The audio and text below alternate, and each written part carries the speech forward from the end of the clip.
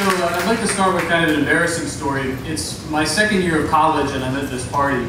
And I see this girl across the room and she's pretty cute, so I go over there to talk to her. And we get to talking and it's going pretty well. And she asks what I major in. And I say public policy. And she looks at me in all seriousness and she asks me, "What is that?" And so that's me there. I guess there were two girls. So I start explaining it to her a little too seriously. And I realize that I'm at this party at 12 o'clock in the morning talking to a girl about how the government does cost-benefit analyses. And I realize that at that moment, in the spirit of Dos Equis, I am the least interesting man in the entire world.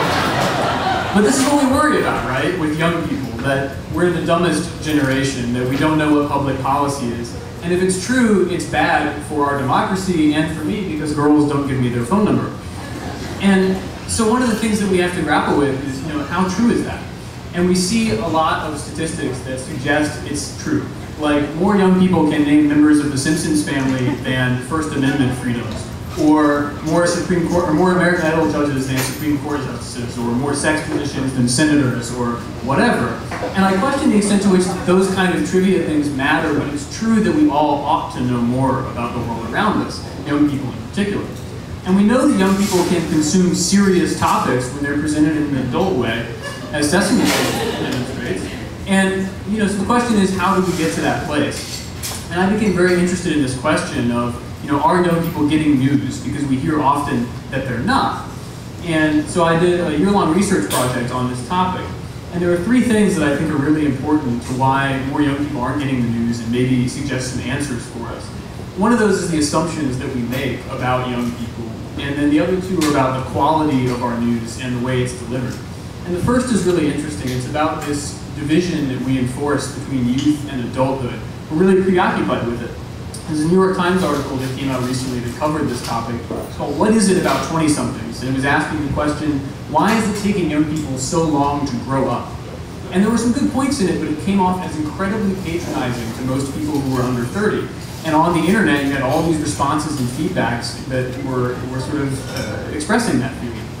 And it was a great example of this sort of outside looking in perspective we take with youth that reminds me so much of a zoo, where we sort of all gather around and look for an image that doesn't necessarily match reality. And it happens to all sorts of groups, but it's particularly interesting when we think about youth because we're worried about our future. We're worried about, as this survey shows that the Higher Education Research Institute does, are young people more interested in being well off financially or developing a meaningful philosophy of life?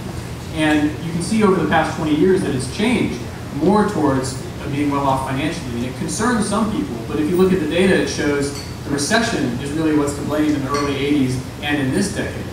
The point is that it's kind of difficult to ask young people to stay involved in a system that gets them wrong a lot and that sometimes seems like it's not very interested in them. And part of this is about how we look at news. We sort of think of two kinds of news. There's the boring but really serious stuff, like the minutes of a city hall meeting or something, and then the chocolate cake, the fluffy stuff, like updates about Lindsay Lohan going to rehab. And we implore young people to read more of the former, to get the serious stuff, to eat their vegetables. But a lot of specialty publications that reach out to youth are only providing the sugary stuff.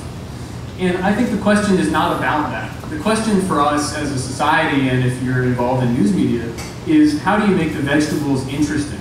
How do you turn the serious stuff into something that's accessible and engaging for young people? And it's absolutely possible, as the salad demonstrates, to make the vegetables tasty. Part of the problem, though, in doing that is that our habits are changing. This baby is every newspaper executive's dream, but it looks less and less like the reality we're going to have. Every survey that comes out shows fewer and fewer young people are reading the newspaper on a regular basis. And that's not all bad, but it does mean that this format that worked for many years is no longer available to us. This is a lot more like the future we're going to have. News is social. People are connecting on Facebook and by email and verbally as they always have. Search engines are a big thing. And it's a hard transition for traditional news organizations that are used to an old way of doing business. New York Times is a great example of that, and I pick on them here not because they're the worst, but because they're among the best. Look at this website and how much is going on this page. And imagine being a teenager with not a lot of experience on these topics, trying to understand what's going on. We don't give a lot of road signs for people in news media. And young people report this in surveys. They find it very overwhelming. So to help you imagine that, I've changed the news to news from a top entomology journal about the study of insects. And I'd like you to take the next few seconds to try and understand what's going on, since most of you know nothing about entomology. Raise your hand if you're an entomologist. Nice. One guy. Okay, he can't play. Everybody else try and figure out what's going on. It's hard, right? The point is that people need better tools on the web, and it's kind of counterintuitive, but to help them get less information and not more, because it can be very overwhelming. And great ideas come from Amazon, which gets to know you and suggests other books about how dumb I am. Or Wikipedia, which helps me break down complex topics into manageable bits, but isn't reliable. What if news organizations did it? And the final thing is about how we cover young people. If you're from this area, you may remember this article done about UNC last year about the male-female ratio. And this reporter came down and did some interviews around campus and came away with this perspective that made UNC girls look absolutely desperate for boyfriends. They let guys cheat on them, they were absolutely desperate. And a lot of people said, and there were almost riots on campus, and a lot of people said, why not hire a young person to do that story or to do a companion piece? And so the issue here that I'm trying to get at is not that if we don't address some of these questions, our democracy is going to explode into 300 million little nation states. The issue is much smaller. It's about what kind of future do we want? How do we want people to approach the small issues that we face every day when they have a kid or when a president tries to reform healthcare? And I get so excited about this because I see this future where we are more informed and engaged like this and online, and some of the steps are so easy to get us to that world where we're engaged and where girls give me their phone number. And I think we all want that world. So these are just some thoughts about how to get there. Thank you.